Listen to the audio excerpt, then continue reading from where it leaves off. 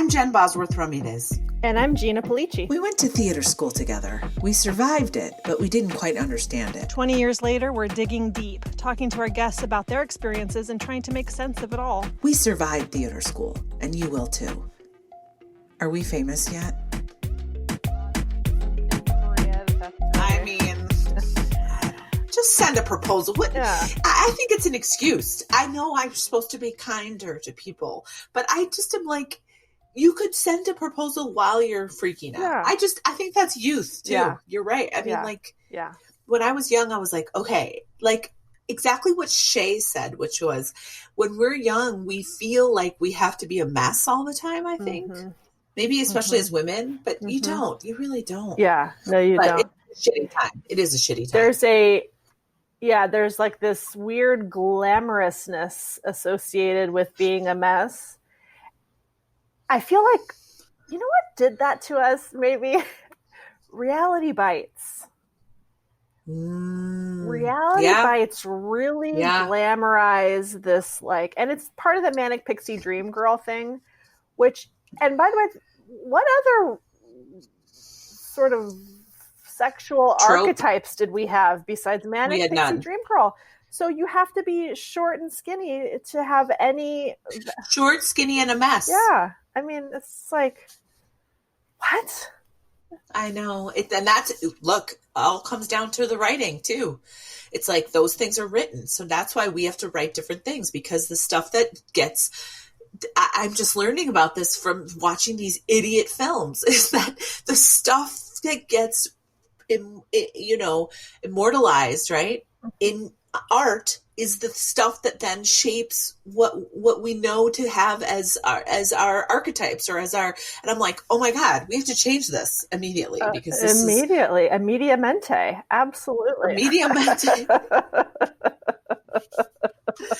Miles thought I was so dumb when I said that. He's like, you don't know what a meritocracy is? I was like, no, I seriously thought it was an Americastocracy. He was like, oh my God.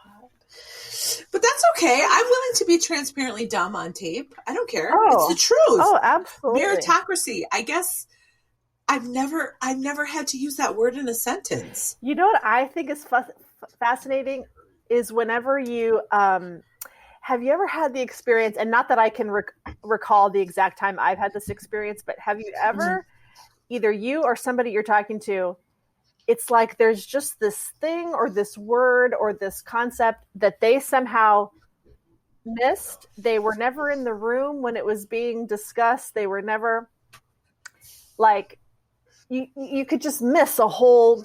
Yes. Like, yes. Or like a saying, yes. somebody, and you'll be like, you never heard that before? You never, like... Yes. I've had that a million times where it's like, Miles is basically a space alien, so he doesn't know any pop culture references and stuff. Yeah. Well, more than that, he doesn't know how to pronounce certain things. Like, because I think as a kid he wasn't social. I don't know, but he says cashews instead of cashews. That sounds to me like a person who read a lot as a kid. And yeah, I have my best friend in middle school, which we called junior high, but she knew all of her vocabulary from reading. She still is a voracious reader. And she said so many things that I had to be like, that's not how you say that. Right. And Miles says hurriedly. Oh, wow. Okay. Hurriedly. Okay. Hey, let me run this by you. It's actually more of a question. Are you afraid of death? Not really. Living is more scary. Exactly. Exactly. I feel like I have to give a million caveats here. I'm not trying to die. I'm not depressed. I'm not suicidal. And I have been, so I know the difference. I have never been afraid of death. There's a whole it's a lot in art. There's a lot of fear of death being worked out in art. And I think most people would say that they fear the reaper. Yes. But I simply do not. I'm not ready to go. I got plenty of things I want to do, and I certainly don't want to abandon my family. Right. But like, and the only thing that's sort of death wishy about it is I really don't want to be 90. I'm good with going out in my 80s. Okay. I think that'd be a good way to go. I think that's normal. And I think I think my biggest fear is being out of control, which is what we are anyway. So and I also do better with information. I don't like not knowing if the plane is going to crash. But if you tell me, listen, we're on this plane and it's going to crash, I don't like that. But at least I know what I'm working with. I'm like, okay, this is it for me. But it's the not knowing that is really about a fear of control, not having control and not being taken care of. It's actually, I'm not that afraid of like death. I've seen a lot. I've been with 2 people as they actually died and like goners, my parents. But then I've also been with people who are dying. And my experiences now, that's, only a couple, but it wasn't scary. That part wasn't scary. It's the not knowing and the fighting. Yeah. That is like, oh no. But I'm not afraid. Yeah, I can't say that that's like, I'm more afraid of looking foolish than dying, like being ashamed. Oh yeah, I can think of a million things that are really big abiding fears that like I've spent a lot of time grappling with and contending with. But I recently heard somebody say that like all fears are essentially a fear of death. I mean, if it is, it's so under the radar or so subconscious for me that I can't relate to that at all. Like a lot of the humor, and I know we don't care about Woody Allen anymore, but even when we did care about him, I found it funny to some degree, but it was more like funny at I thought his neuroticism was funny. I didn't think how do I mean to say this? I thought his neuroticism was funny from the outside, and I think a lot of people think it's funny from the inside, like they really relate. Right. And I just think it's like, like silly. Yeah, I can't relate. And also he's like so, I'm just thinking about it, like privileged to be that neurotic. You know what I'm saying? The rest of us have to just buck up, take a pill, and we can't wallow around in our neuroticism all day. That's like a privilege. So like, I didn't think he was funny. I thought he was annoying, but I thought the some of the circumstances of that his neuroses created were kind of funny, but I didn't relate to. If you can relate to that guy on a deep level, you need to get a different hobby because. But no, I think a lot of people, and his main thing is like fear of death. That's where most of his comedy came from. But okay, yeah, I'm going to push back then on this idea that all fears are essentially a fear of death. I think that you and I, knowing the psychological stuff that we do, the fear could be of losing control, not being taken care of, being alone, and feeling invisible. Done and done. Like. Oh, who the people who are most afraid of dying are, a lot of them, narcissists.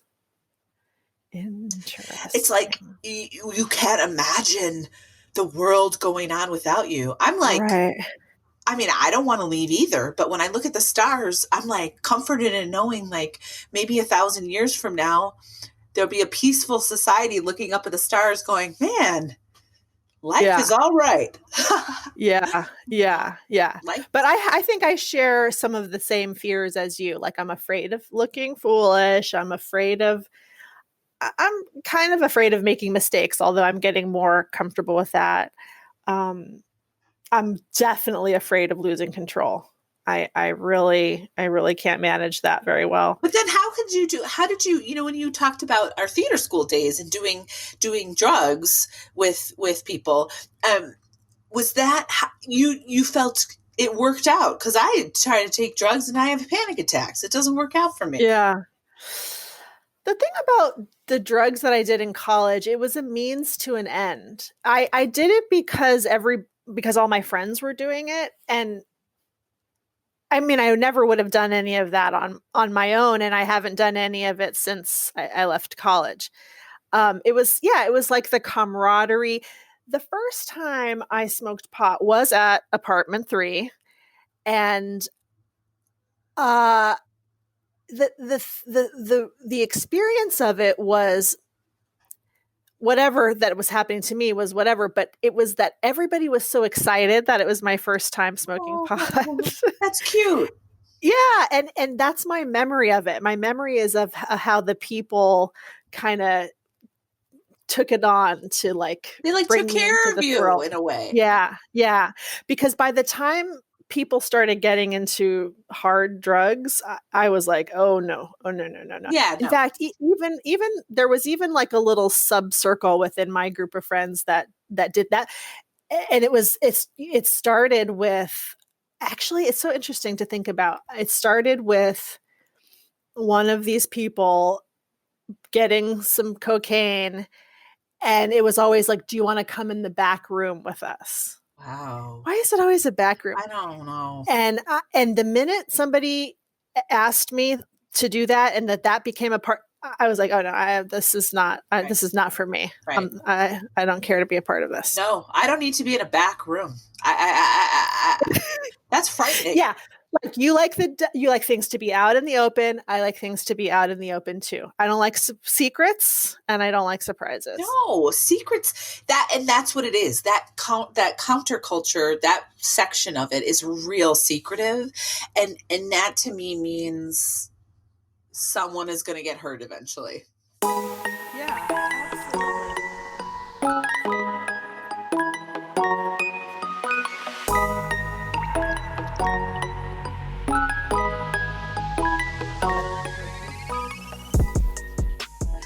Okay, today on the show we have the lovely and delightful Jen Ellison, who still lives in Chicago, teaches improv, works for Second City, teaches. Oh, she has a really funny story about being an ethics professor, which she's she used to teach ethics. That's a fantastic story. She's a great director. She works all over the place, and just a kind, detailed, specifically funny human being. Yes. Enjoy our interview with Jen Ellison. Anyway, hi, Jen. Congratulations. Hi. You survived theater school. Oh, thank God. And not only did you survive, but you have gone on. Well, do you teach at DePaul or you teach elsewhere? I teach. Hang on for just 1 second. I'm trying. Can you hear me okay? How is the mic? Yeah. Yes. Yep. I can hear you great. A buzz or a fizz at all? No, not at all. No. Great. I just want to make sure. You have an own private fizz. Do you hear a fizz? I do. These headphones suck. But my mic is nice. I just got one. That's a good mic. Oh. So anyway, so yes, I teach. So I don't teach in the theater school at DePaul, which I think is really funny. I teach in the communications school. I teach screenwriting, and in various forms.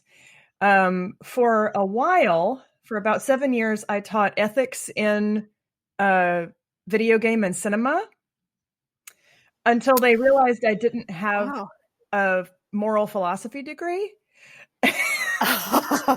Oops. Did we forget something here?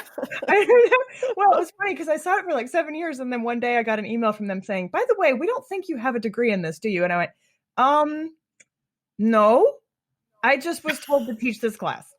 So I did. And then, and I actually got really good at it. And then they were like, we can't, sorry. And I was like, that checks out. I get it. You want somebody who has a degree in the thing they're teaching and didn't just Wow. teach it to themselves in order to. Yeah. Wait a minute.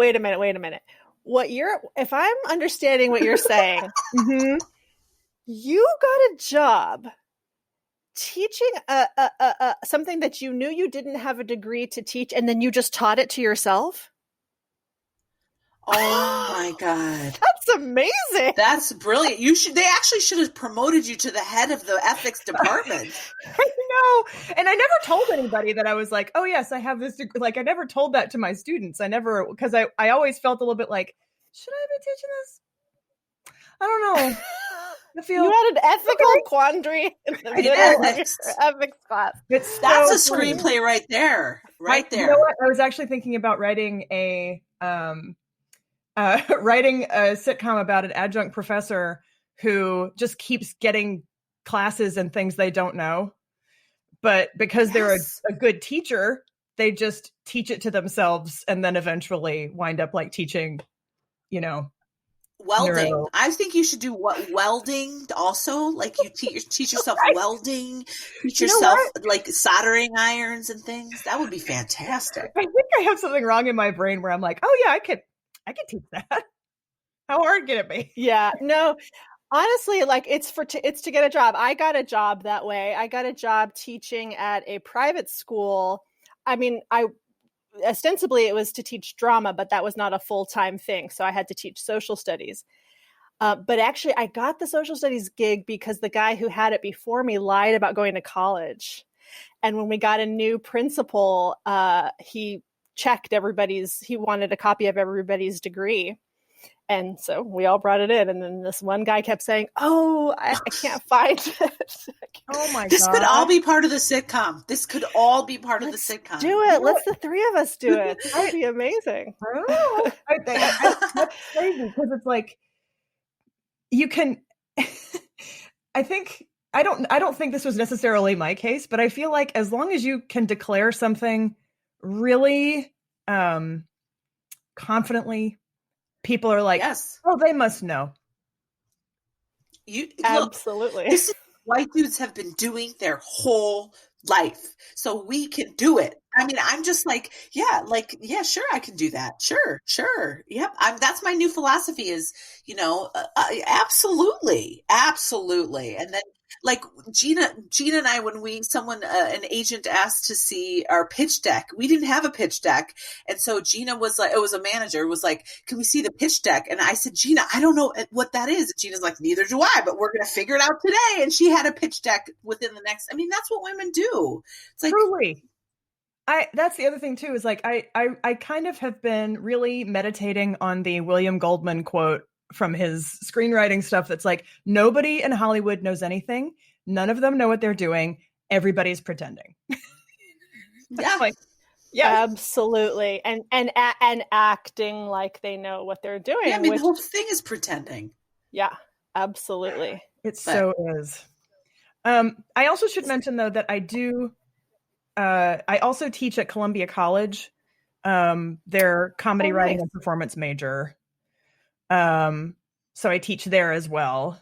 And I'm also a teacher and director for Second City. I don't know how much of anything you need. That's fantastic because actually, as you probably well know, a lot of people who got cut from the theater school ended up graduating from Columbia, and to a person, they all liked it so much better at Columbia. So I'd be interested to hear your perspective. It is fascinating. Are we on? Are we doing it now? Yes. Are we doing? Yes, absolutely. I wasn't sure if we were going to start doing anything or if we're just like, oh yeah, we're taping, but we cut at will, so don't. Oh yeah. That's fine. So far I've not said anything that I will regret. I think I'll roll it over in my head like over and over again, going, I said something terrible, I'm sure. So yeah, it's funny when you say that. I remember when I first got the job there, I was like, I'm going to be teaching a lot of former theater school students. And I think they got rid of their cut program right at a certain point, but I'm not sure how I do have a friend who is also teaching, who has started to create the comedy major or the comedy minor that's existing at the DePaul Theater School. So I don't know what the level of cutness is happening there now. But it's funny, there's a huge difference between the two types of students. And it's at DePaul largely, I think also, just a difference between DePaul and Columbia. DePaul students are very proficient, and they are very there's a little bit of a traditionalist, taking the craft seriously type of thing. But they're very good. Like I haven't run into a DePaul theater student who I'm just like, oh, geez, like, Good luck. They are definitely in tune with their sacrum. But the pelvic clock has come up more than once on this show. Oh my gosh, our pelvic clock is ticking. Like TikTok, baby.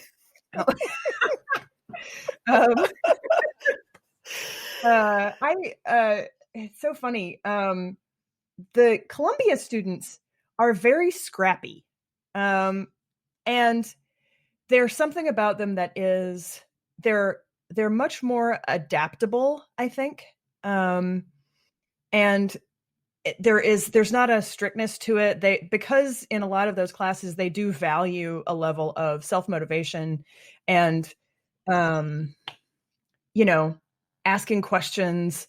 And it's particularly in the comedy program, I find this, but I think the theater majors there too. And so it's funny because like I have students at DePaul who are like, so how have my grades? Like, what's up with my grades? And like, I haven't seen you post money of my grades on on D2L, and I'm just a little nervous. And the other ones are just like, what am I getting out of this? Like, it's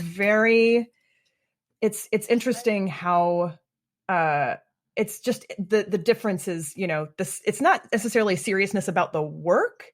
It is a level of, sort of traditionalist versus like, I'm going to take it apart and figure it out.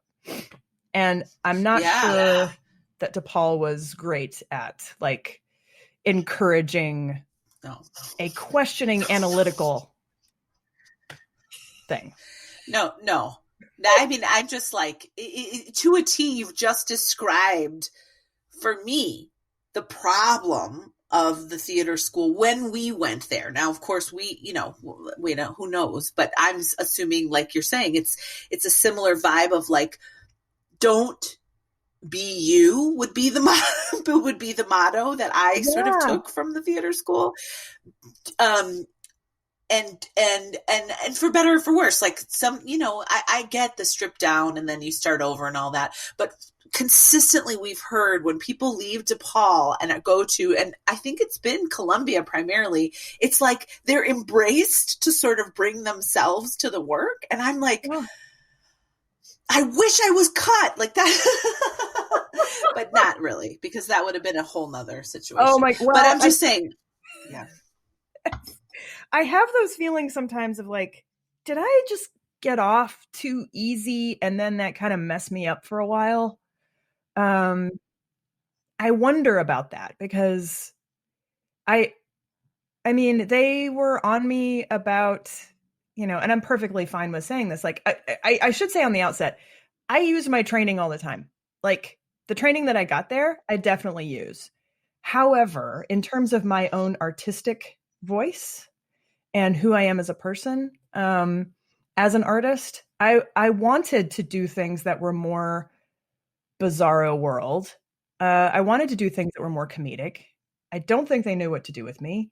And I got sort of dinged for like some gender identity stuff, like, which was also like, oh yeah, that's right. We haven't talked about these types of things. I haven't seen you in 40 years. I know, isn't that insane? Or wait, it can't be 40 years. I'm only 45. That doesn't make any sense. Also, I would just like to say how lovely it is to see you both. Oh, yes. It's your picture, unfortunately, is a little pixelated for me, but I get the gist. Oh, yes. Let me know if I can. And then I don't know. There's nothing to do No, about you it. still be you done. look cute. You're just kind of pixelated. Yeah. Oh, okay. I also always very nervous about like what freeze face am I giving you? Oh yeah, mine is always like this. Yeah, mine too. Mine is always like the worst possible. It's never, and there are some people whose like freeze face is always like just kind of gorgeous, and I'm just like, Yeah, Oh, fuck those people. yeah, I those hate people. those people. Are they even zooming? Are they even zooming? I know. If their Are you face is assuming pretty if like you haven't been caught mid burp, you're like, yeah. but what I was saying is that they like, there was one of the voice and speech professors. I had a meeting with them, and they said that they were worried about my femininity. Oh, for Christ's sake. What are you worried about? What's going to happen to it? Like it will disappear. Then they were pleased that they saw me wear earrings. Oh my God, somebody literally said that to you? Yes. Yeah. And apparently the voice and speech teachers, as well as a couple of the movement teachers, had a talk about it.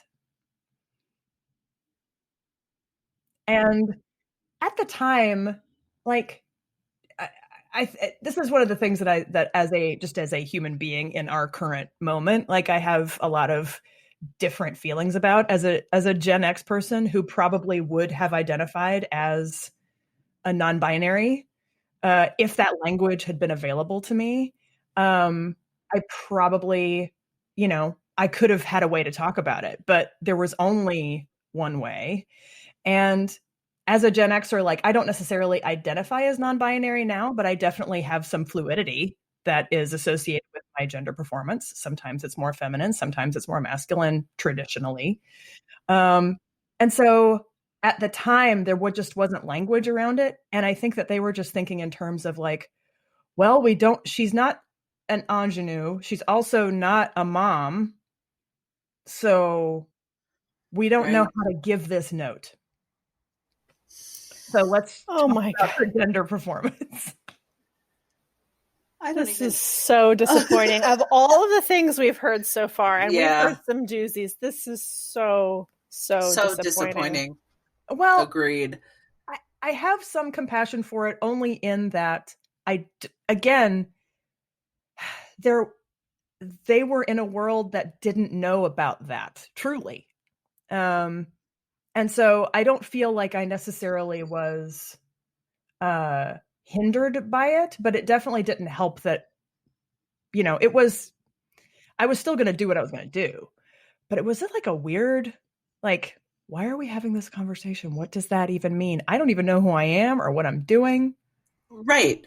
I mean, we come back to that a lot, of that we were so young and we don't even know what the hell is happening. And then to be told that someone's worried about your gender, I mean, that is even the language. I mean, it just seems like not only inappropriate, but like another planet. You must have felt like maybe you entered another planet. I did. But also it was just sort of like in my mind, again, because I actually looked this up, like talking about gender in this way is a really new phenomenon. Like it wasn't until like the early 90s that people started even having, and this was like in, at like Berea or something. They weren't, or Oberlin, like they weren't having gender identity conversations in the mainstream, at least. And so I think for myself, I was always just like, no, I like cross-dressing. That's how I termed it to myself.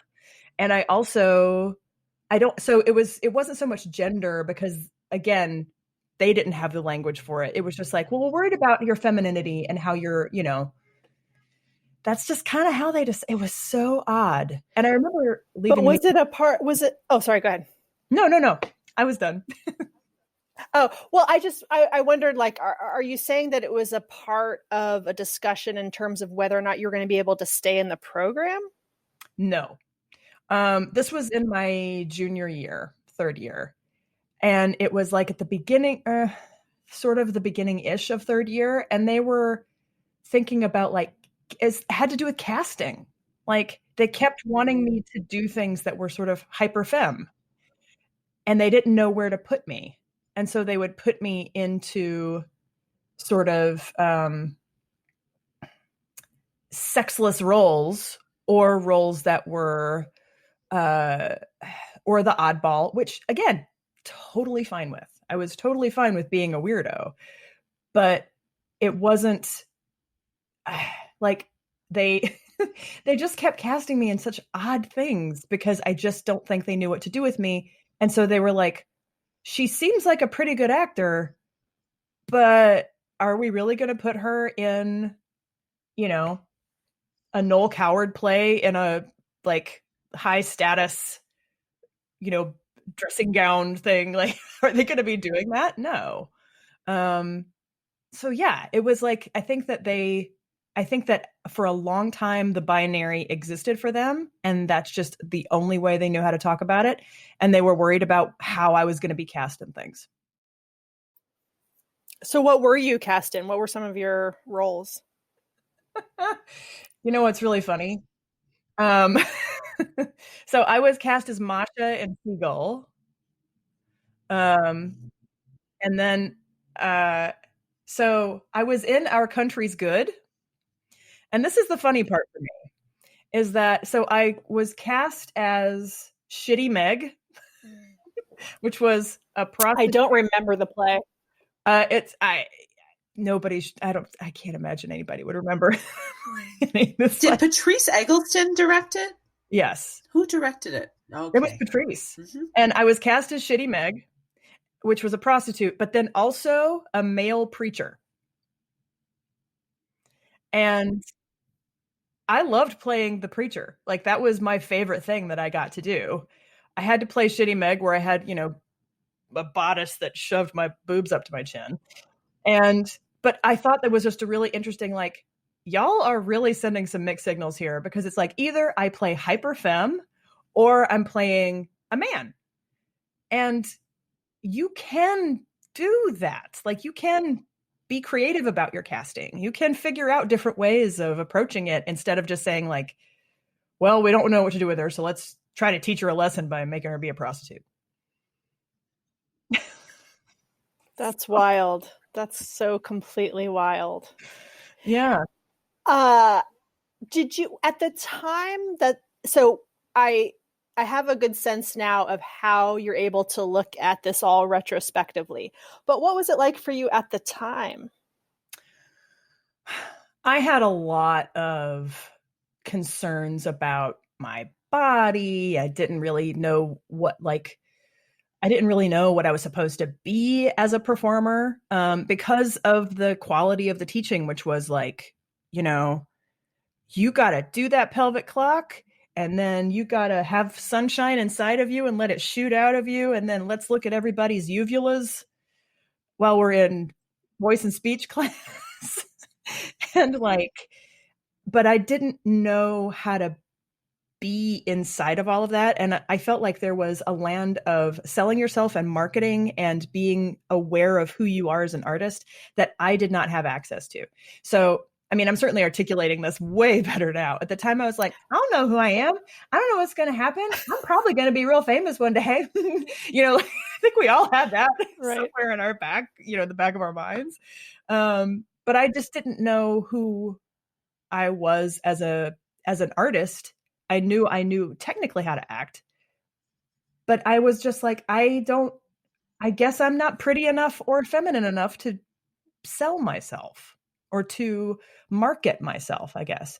And so that was the message that I got, was you're not marketable enough.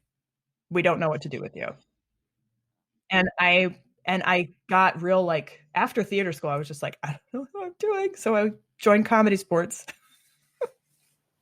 Yeah, which turned out to be the best thing. I think you is it possible that you were in Too Much Light Makes the Baby Go Blind while we were in school? No. Maybe you just introduced me to it. Maybe, yes.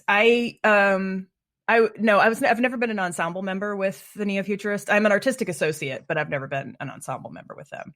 And only ensemble does the Too Much Light, which is now the Infinite Range.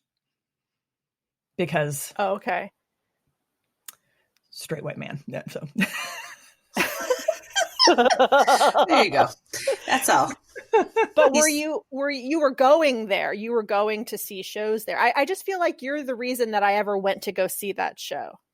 That's possible. You know what? I don't know if I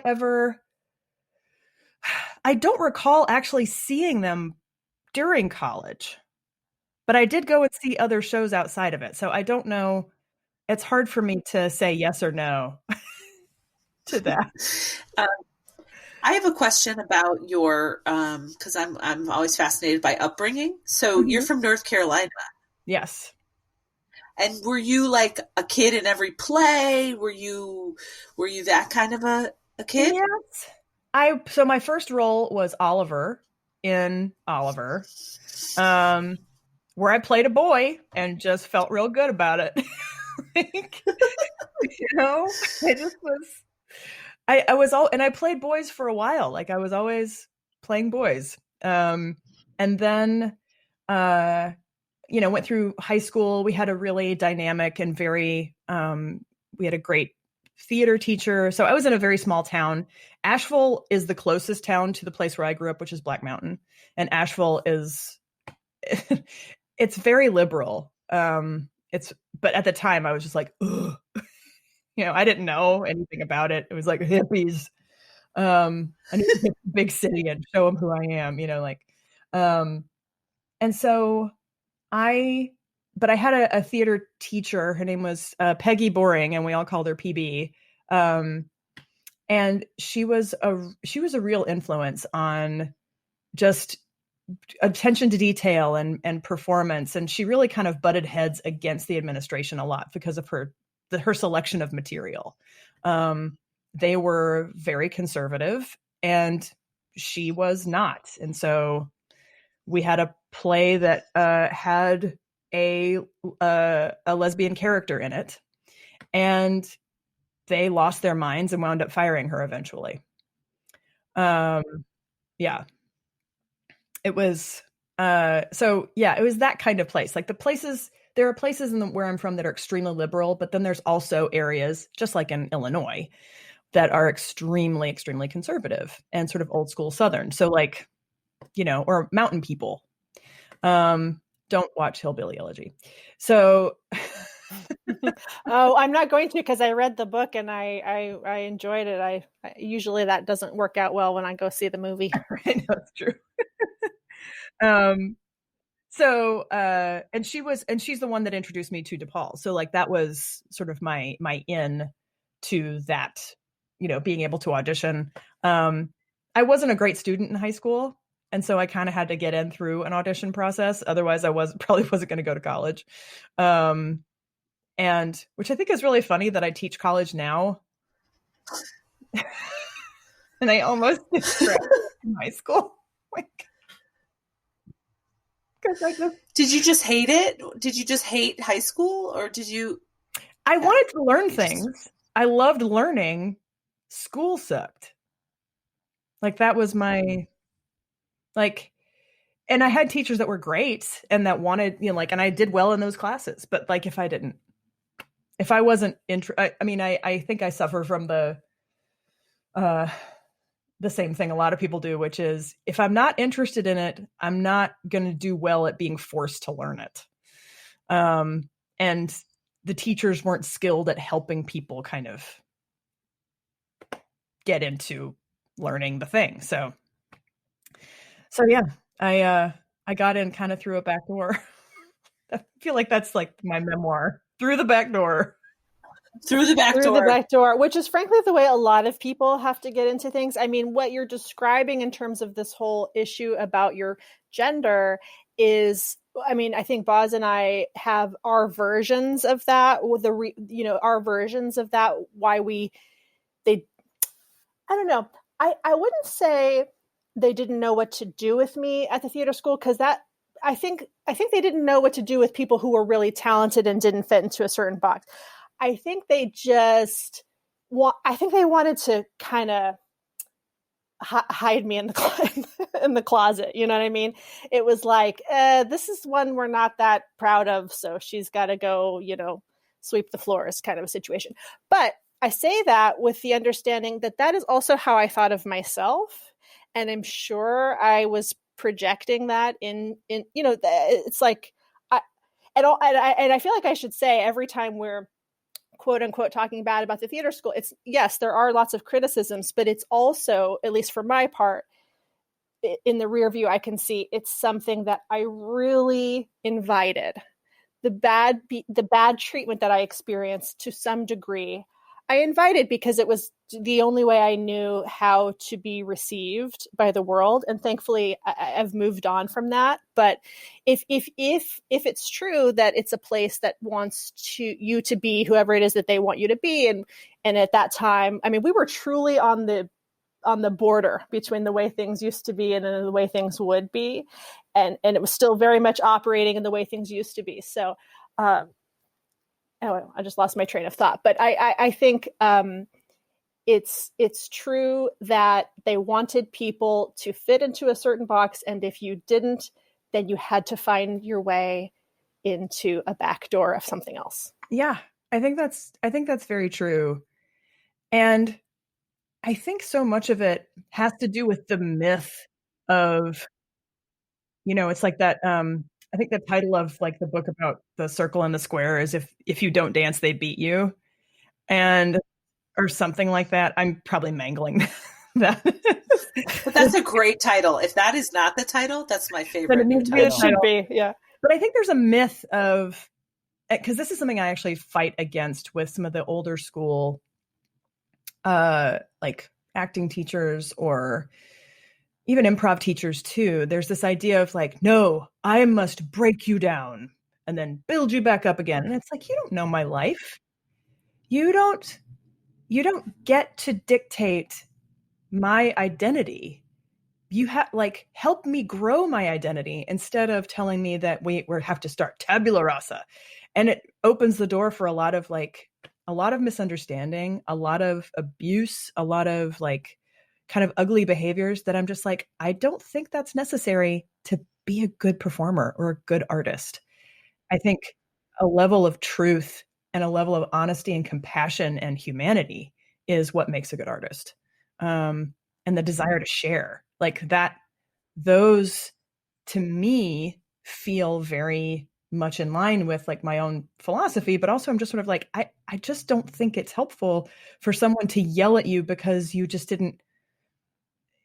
weren't conforming to a certain way. And then if ultimately that sort of yelling and sort of humiliation that happens in those classes sometimes is really just a reflection of the teacher themselves. It's not about the student. Yeah. It's not about the work. It's not about, and it's so hard when you're 17 and 18 to see that. It's part of, like you said, like this old school kind of, false sense of like, these people know everything, because when you are 17, they do know everything. And, I guess I'm wondering about I'm going back a little bit just because I'm so curious. Do you remember what you auditioned with when you got into the theater school? It's okay if you don't. It's just my favorite. I have okay, so let me see. I remember auditioning with something about, I really have a dislike of like mid-80s plays that have female characters. Like the female characters in mid-80s to early 90s plays are just like, ugh. It's like burn this this is a big one that comes to mind. Feed the plow, like all those things where it's like, who are these people? Who are these people? I have no idea who these people are. And it's like, well, you know what? Give her a gay best friend, and that makes a woman, And it's like, okay, I guess. But like can you believe we ever tried to get our idea of femininity from David Mamet? Right? Oh my God. It was like you were either whoever that was to be the plow, or you were Martha. And Right. Exactly. who's afraid of Virginia Woolf. Like, Yeah, it doesn't. There was not a lot of gray area. You were either the prostitute or the preacher. You know what I mean? Like that's totally. So you auditioned with a monologue, I'm assuming. Oh yes, and sorry. You did the whole movement thing. That was from. I don't remember the play. I just remember at a certain point, it was like one of the lines was, "I can see the men and I can hear the men, but they don't see me and they don't talk to me." That was one of the lines. And I was like, Wow. and I mean, I did a good job, I guess. Yeah, you got in. You got it. Do you remember who was running your? Did you have to come to Chicago for your audition? I did come to Chicago, January 25th, 1992.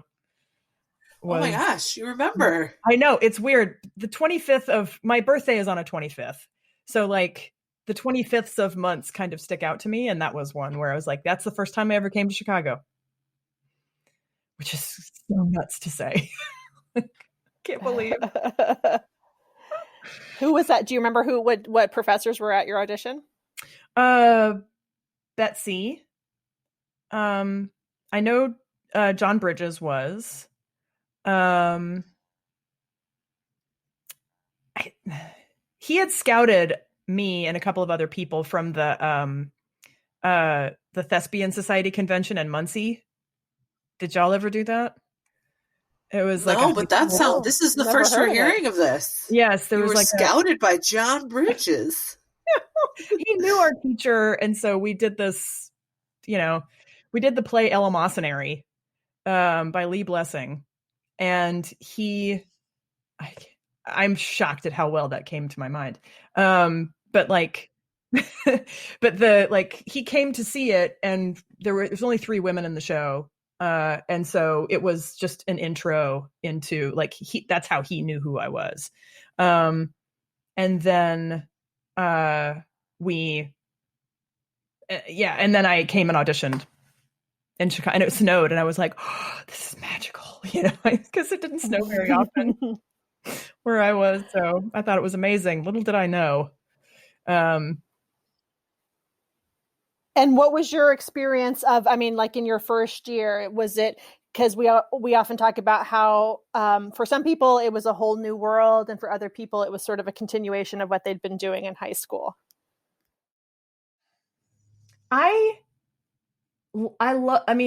Aside from, so here's the thing, I wish I knew how to be a student at that time, because I think that there were some academic classes that were very that I would have benefited from. I think I just did a good job.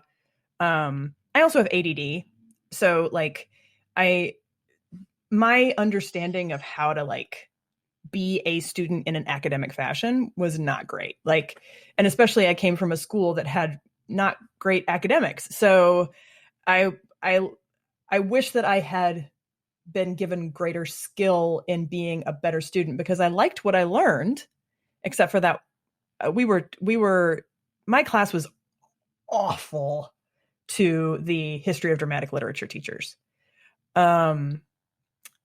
We were a nightmare. And if I ever had to encounter, as a teacher, if I ever had to encounter people like us, I would quit, which I think one of them did. Why? What happened? What did you do? What'd you guys do? We talked during it. I think that one of the teachers might have been having some kind of a nervous breakdown. I'm not sure. She was having a difficult time. And then somebody else, I can't remember what his name is, but he was furious. At one point, oh my gosh. At one point during class, somebody got their hair cut in the back of the classroom during a movie. No. And then they left the hair. And the next class, she was like, there was human hair in the back of the class. She was furious. And I don't blame her. At the time, I was like, we're badasses and blah. We thought we were just the punk rock kings. And oh, wow. Right. We were just assholes. Right. You were not punk rock, you were just punks. Yeah. Yes. You were just That's a great way of assholes. putting it. I mean, wow. Yeah. So we were, I wish I had been a better student in that regard. And I think we just rebelled against that type of stuff because we thought we were going to be, because we thought we were artistes. And then, but other than that, like, I loved going to class every day. Because it was stuff I was interested in doing. And it was Viola Spolin improvisation stuff, which I hadn't really encountered before. And so I was really excited about that.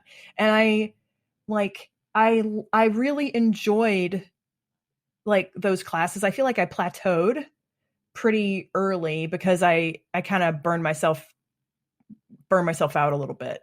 And I wasn't sure what I was doing next because so many things came easily. But then when it started to get hard, I wasn't entirely sure how to break out of that. But the first year, mostly it was the social situation that I felt kind of adrift in, because I didn't realize how damaging some of the yelling or the anger from the teachers or the emotional manipulation from the teachers could be. So I think I was just like, yeah, this is how it is. This is it.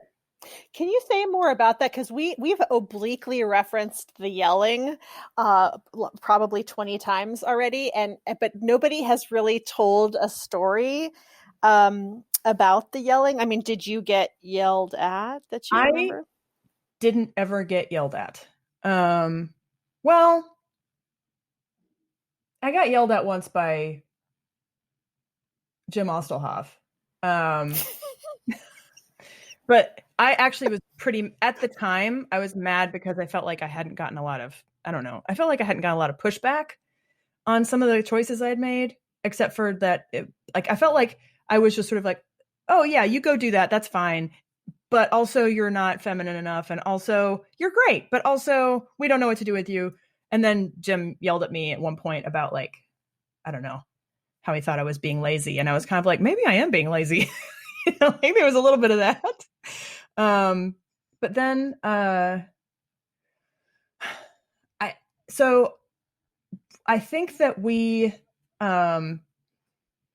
so David Avcali once said that he just stopped everybody and he was like, the hairs have gone up on my arm. And it used to be that I would throw a shoe if this happened. And it was like somebody had opened a car door incorrectly through space work. Oh my gosh. And he just kind of flipped out at that. I had heard that he drew a flat, one horizontal line across a chalkboard. And he was like, that is a flat line. And that's the scene I just watched. Wow. Oh my God. I have the impression that this guy stayed up at night thinking of his next insult. By the way, you were a year before us.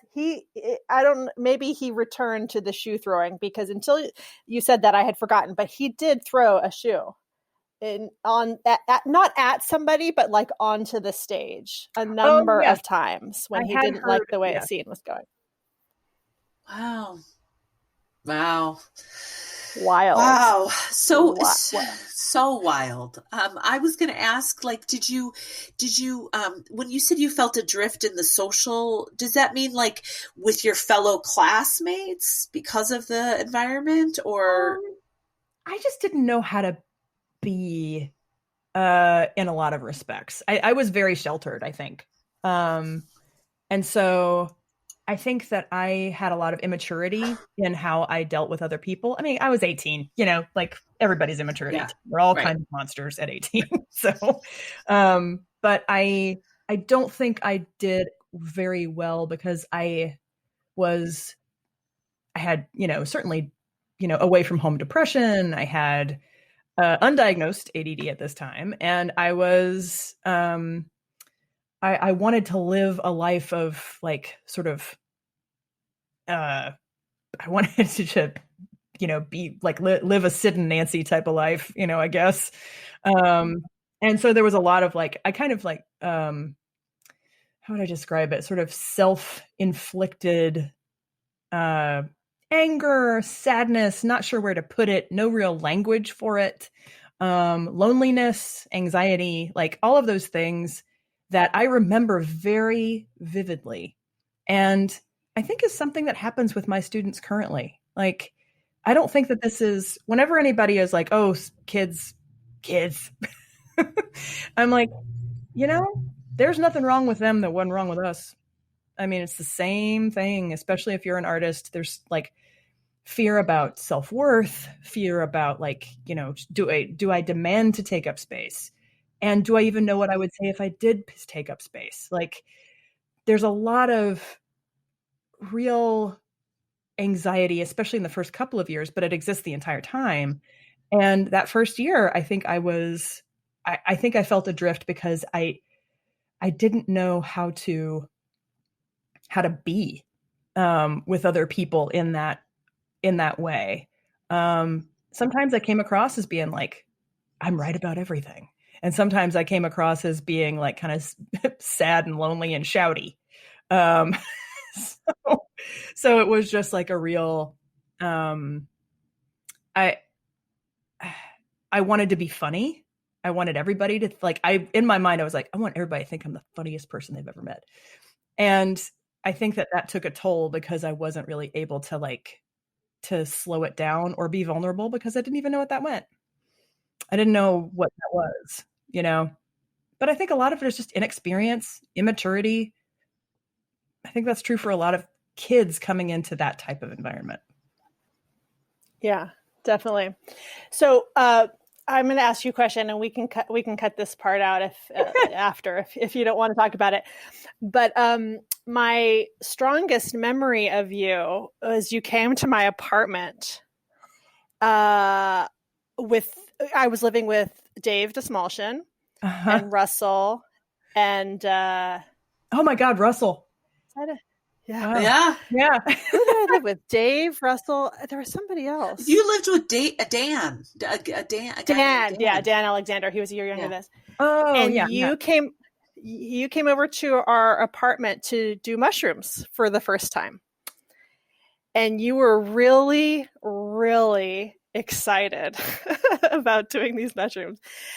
And I just remember thinking like, I felt it was so important that you had a good time. Oh. I felt this is my codependency. Right. And I was like really doing whatever I could to make sure that you didn't have a bad trip. And I think part of it was because you were older, you were 1 year older. And I felt like I just felt this duty to like, make sure you had a good time. You didn't stay at the house. I mean, but just while you were there, I did. Do you remember that night at all? I do. I remember that was probably one of the best times I've ever had. Oh my gosh. Mission accomplished. That's so funny that you say that because I was, it's like 1 year, but it might as well be a decade when you're there. You know what I mean? There's so much of a cultural difference from one class to another. Like that's because I felt that way about people who are older than I was. Like, it's so funny that you mentioned that feeling. I do. I remember us going outside. I remember feeling very euphoric. I felt very taken care of, which I think actually, I think lends itself to, because I mean, I don't mind saying this. I'll shout it to the world. I love mushrooms. That's my drug of choice. I don't know how to get them. They're not cool, but I love them. Yeah. Like ever since college, I'm like, for sure. I know how to get mushrooms. You children, do you know, where the mushrooms are? Because I don't. But I do remember, like, I think that the first time she's on Facebook, like Facebook Marketplace. There is part of me, what's weird is that I'm like, should I Google where to buy mushrooms? But we're all going to be able to microdose mushrooms pretty soon. I was going to say there's probably a vape pen that they sell at the AM/PM that you can get to those mushrooms.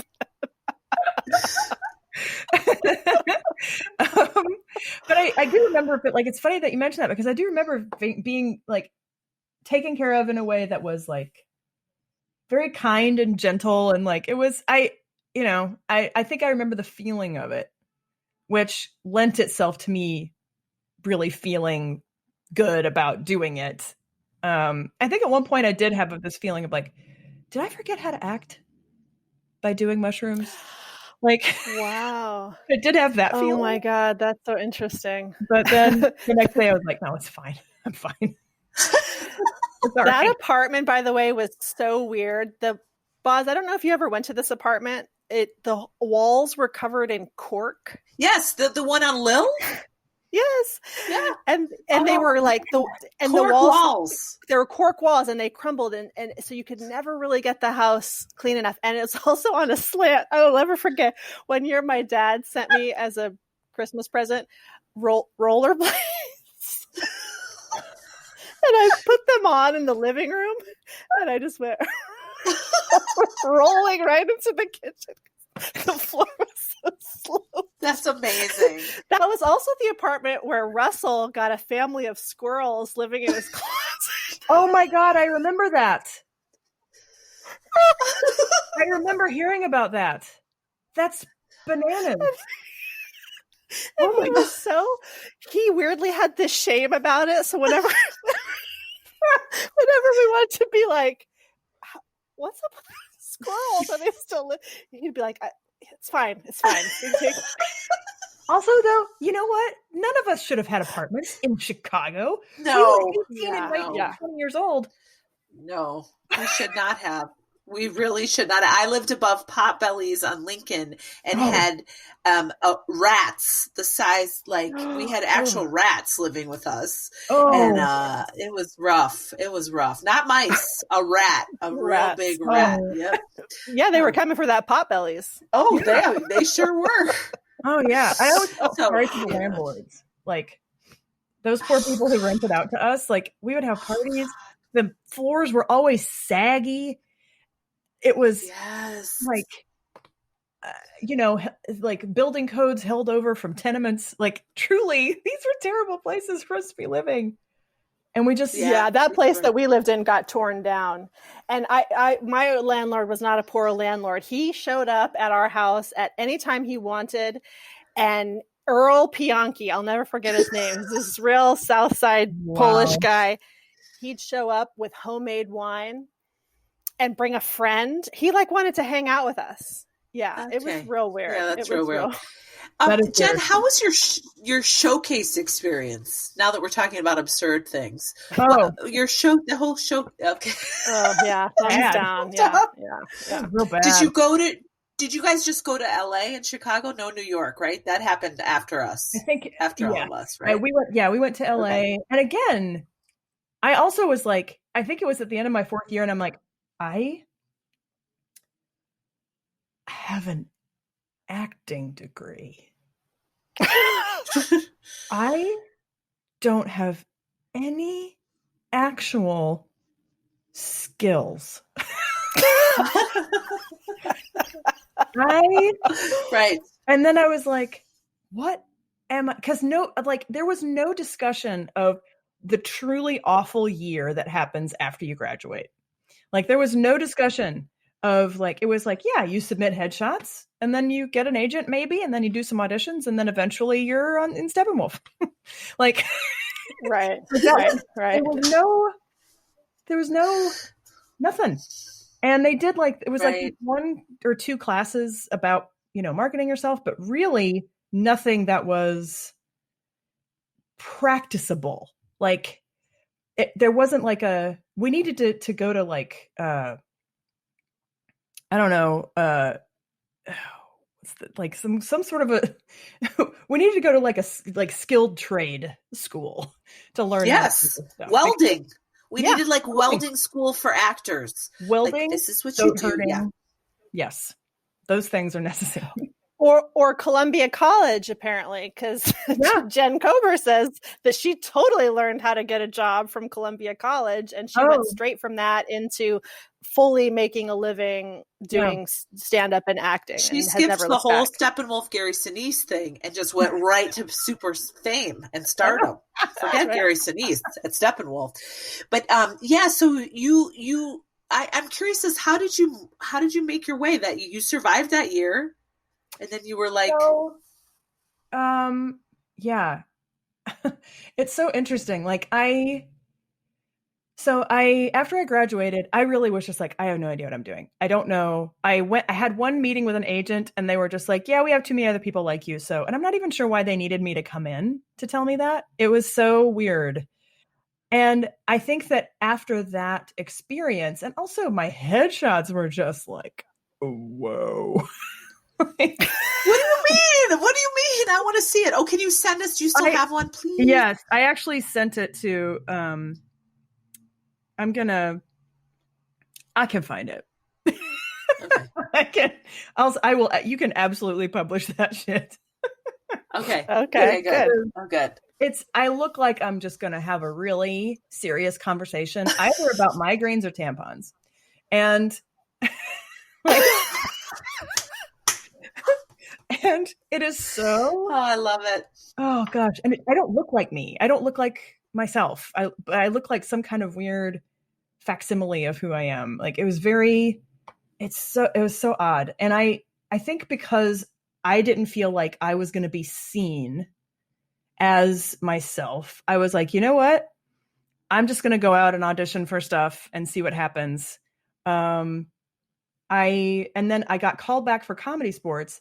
And as somebody who had done Viola Spolin style improv at the theater school, which is like, you're working on objects 3 hours, 3 times a week or something like that, or twice a week or whatever. Like that's bonkers.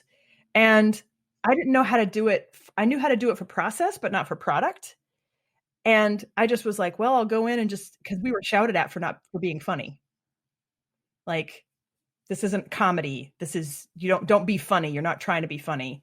And so I remember doing improv at Comedy Sports, which I definitely looked down on at the time. I was like, ugh, I'll just go because I think my boyfriend didn't call me or something.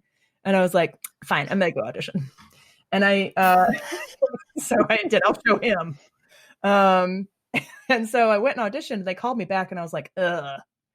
And then I got in and I was like, fine, I'll do it for a couple months. And I wound up doing it for almost 3 years.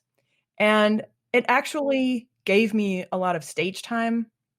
It helped me to understand better what an audience might want and need from the performers. I kind of got off my high horse about entertainment and what that is. It taught me a ton.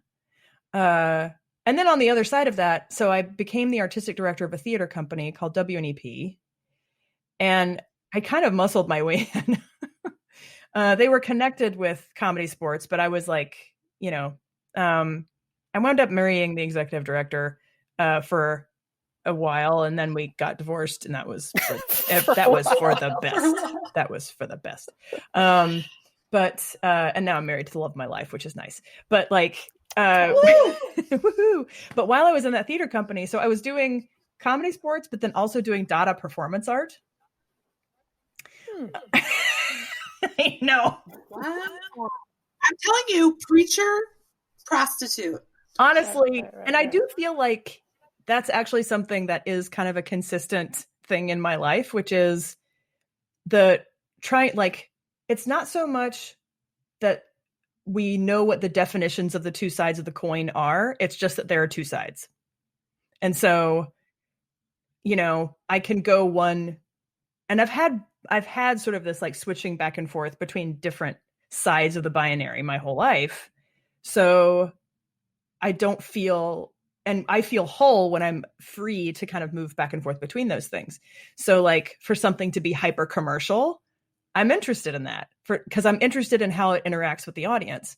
But for something that is also just like really obscure and weird, where I pretend to be German and wear clown makeup and like scare people, totally into it, So yeah, I mean, that was, and I directed a lot. I just wound up doing a whole lot of directing. I did a lot of writing, and then wound up post divorce, getting involved with Second City and just teaching there. And then I wound up directing there. I don't perform as much as I used to, because it takes so much energy.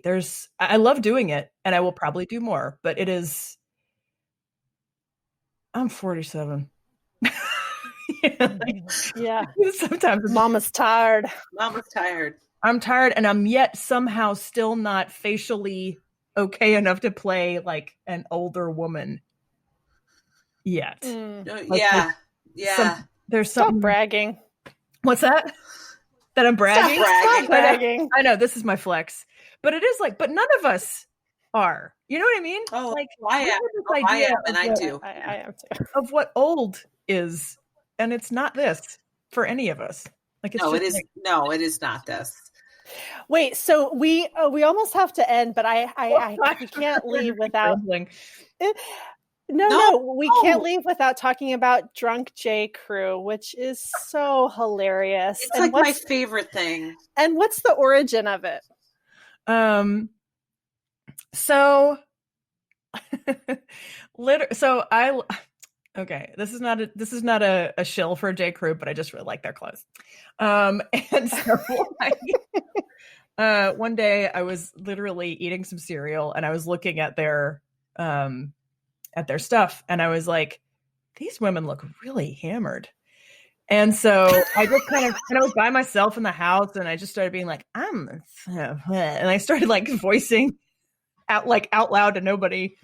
And so I just started making myself laugh and I was like, oh, I'll make this little, I'll make like 8 of them. And I posted them on Facebook and it went bananas. Like I was so overwhelmed by it. Like I was just like all of a sudden, and then like BuzzFeed called, and then like Jezebel called. Like the people were calling about it. My friend, a friend of mine said that like you should start a Tumblr, and I was like, oh, okay, I'll start a Tumblr, and so I did. And that suddenly got a whole bunch of followers, and then I have an Instagram, and then somebody tried to steal it. So that's why it is Drunk J Crew you guys instead of just Drunk J Crew on Instagram and on Twitter. So for anybody who wants to follow that, they can. Was it that guy, the fat Jewish, that was trying to steal it? That he steals everybody's comedy Instagram stuff. No, it was somebody who seems to think that, or I looked around online and I found his stuff like as a part of like some men's rights websites. Oh my God. Okay, so of course it was a man, and of course that would be his shtick. Absolutely, yeah.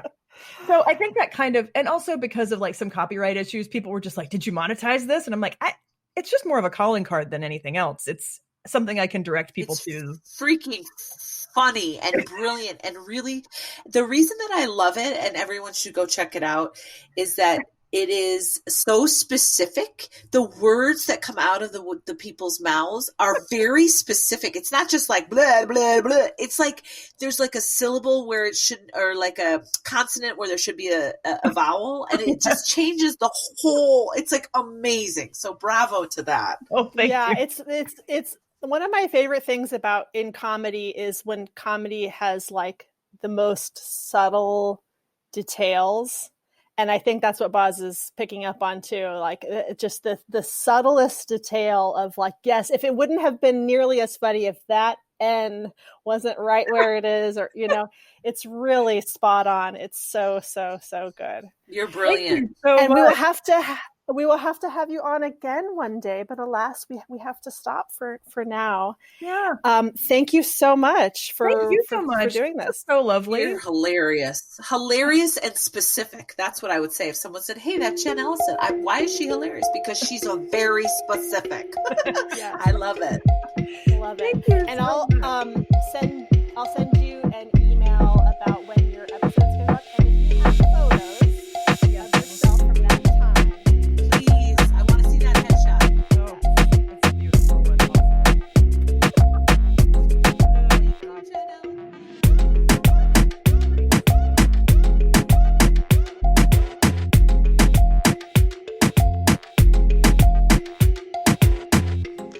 I Survive Theater School is an Undeniable Inc. production.